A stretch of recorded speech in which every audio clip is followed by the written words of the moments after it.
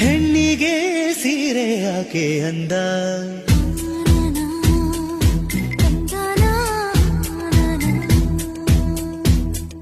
ಹೆಣ್ಣಿಗೆ ಸೀರೆ ಯಾಕೆ ಅಂದ,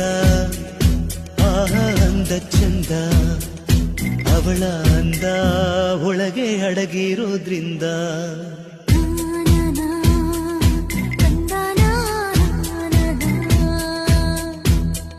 ಸೀರೆಯಲ್ಲಿ ಹೆಣ್ಣು ಬೆಣ್ಣೆ, ಬೆಣ್ಣೆಯಂತೆ ಕರಗಿ ಹೋಗೋ ಹೃದಯದಂತೆ.